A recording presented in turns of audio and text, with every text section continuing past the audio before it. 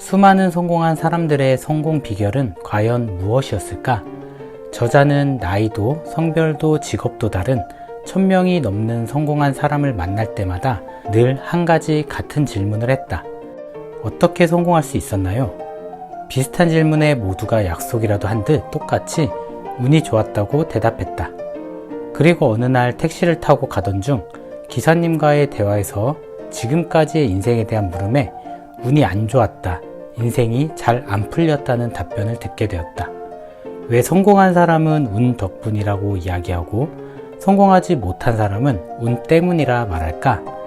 인생에 있어 성공이란 것이 단순히 자신만의 노력으로 할 수 없는 것이라면 과연 성공한 사람들은 그 운을 어떻게 만난 것일까?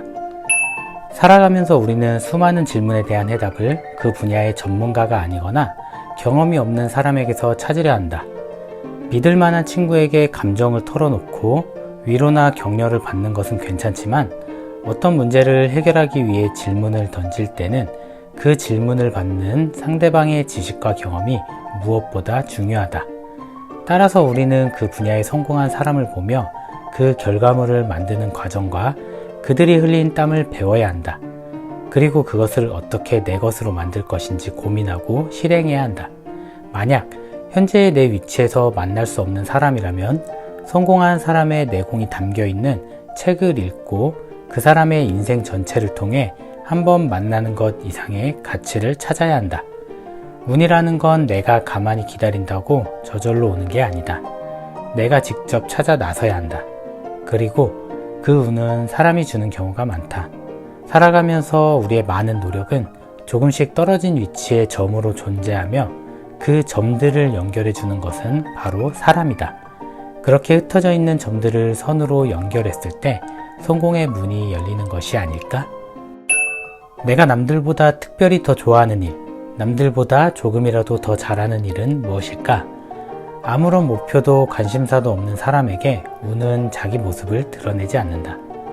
어떻게 살아야 할지 모르겠다면 우선 지금 내가 보고 듣는 것부터 다시 점검해야 한다. 인생은 선택의 연속이며 운은 누구에게나 찾아온다. 그리고 마침 어떤 이유로 일이 꼬여서 내게 찾아온 그 운을 놓쳤다면 반드시 다음 기회가 있음을 기억하고 지금 내가 할 수 있는 것을 잘 준비해야 한다. 또한 준비만 하느라 아무 행동도 하지 않은 자에게는 세상은 운을 허락하지 않는다. 선택을 잘하기 위해서는 실력을 쌓아야 하고 운이 올 때에 자격을 갖추기 위해서 내가 해야 할 일을 하며 기다려야 한다. 운은 절대 한 번에 만들어지지 않는다. 아무도 쳐다봐주지 않는 춥고 시린 계절을 버텨야 한다. 그러다 시대와 사람, 내 노력이 만났을 때 거대한 눈덩이처럼 저절로 불어나 있는 나의 운을 확인할 수 있을 것이다. 우리는 그걸 운이 좋았다고 표현한다. 많은 책과 강연에서 인생은 속도가 아니라 방향이다 라는 말을 한다. 그러면서 방향만 제대로라면 천천히 가도 괜찮다고 우리를 토닥인다. 하지만 저자는 여기에 한 문장을 덧붙여 인생은 속도가 아니라 방향이다. 방향이 분명해야 속도가 붙기 때문이다 라고 말한다. 게다가 각각의 분야에는 이미 재능이 있는 사람들이 우리보다 더 많은 시간과 에너지를 쓰며 좋은 성과를 내고 있다. 그러니 이것 조금 저것 조금 하는 방식으로는 원하는 만큼의 성과를 낼 수 없다. 우리의 시간과 에너지에는 한계가 있다. 따라서 자신의 단점을 보완하기보다는 강점에 집중하는 건 지극히 현실적이고 합리적인 전략이다. 늦게 도착한 곳에 우리가 가져갈 수 있는 건 많지 않다. 인생에서 속도보다 방향이 중요한 건 맞지만 그 이유는 빨리 가기 위해서다. 운에는 속도도 필요하다. 성실함이 가장 큰 미덕인 시절도 있었지만 21세기에는 스마트한 성실함이 필요하다. 단순히 같은 일을 반복하는 것으로는 살아남을 수 없다. 성실하게 하고 있으나 뭔가 잘 안 되고 있다면 내가 가진 모든 것을 뒤집어서 하나씩 바꿔봐야 한다. 취업이든 승진이든 창업이든 무언가에 실패했다면 현재 나 자신의 위치를 정확히 인지하고 업그레이드하기 위해 노력해야 한다. 내가 떨어졌다는 건 단순히 내가 부족하다는 것만을 의미하진 않는다. 더 정확히 말하면 내가 다른 누구보다 부족했다는 뜻이기에 그들을 넘어서기 위해 내가 가진 것을 바꿔야 한다. 그것이 무엇이든 좋다. 그 인풋 값을 바꿨을 때 결과값도 달라질 수 있다는 것을 명심해야 한다. 인생에서 복귀의 핵심은 자기 객관화다. 1인칭에 갇혀 있던 나에게서 빠져나와 그런 나를 관찰할 수 있는 3인칭이 되어 객관적으로 나의 실수나 부족한 점을 찾을 수 있다면 분명 다음번에는 더 발전한 모습을 보일 수 있다.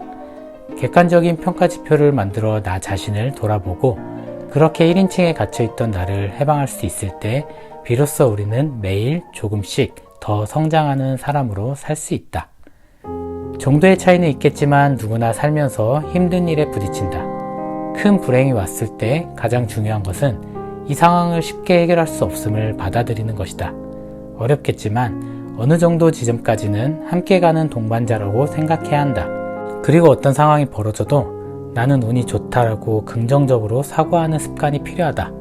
아무리 안 좋은 상황도 힘든 상황도 불행한 상황도 마음먹기에 따라 또 그것을 어떻게 활용하느냐에 따라 충분히 좋은 운으로 만들 수 있다.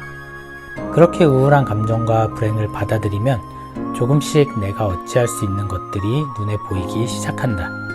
내가 뭘 어떻게 할 수 없는 일들은 내버려두고 내가 할 수 있는 것을 악착같이 찾아내 행동으로 옮기는 것이 중요하다. 우리가 결과를 컨트롤할 수는 없지만 그 과정에서의 노력은 전적으로 우리에게 달려있다. 그러니 우리는 우리가 할 수 있는 것을 하며 그 결과는 하늘에 맡기고 겸손하게 기다리면 된다. 마지막으로 무엇보다 일단 시작해야 운이 들어올 틈이 생긴다는 것은 어쩌면 아주 당연한 진리일 것이다. 우리는 무언가를 시작할 때 그 일을 이미 잘하고 있는 사람을 보며 주저하고 있는지도 모른다. 하지만 기억해야 할 것은 그 일을 처음 시작한 그 사람도 어설펐던 시작이 있었다는 것이다. 어떻게 하는지 알기에 시작하는 게 아니라 어떻게 하는지 알기 위해 시작해야 하는 것이다. 그러니 일단 시작하고 그 운을 기다려야 한다. 우리가 운을 만날 확률은 시도의 양과 비례하며 한두 번 잘 안 됐다고 포기하지 말고 여러 번 시도하자. 결국 운이란 우리가 시도하는 만큼 우리를 따를 것이다.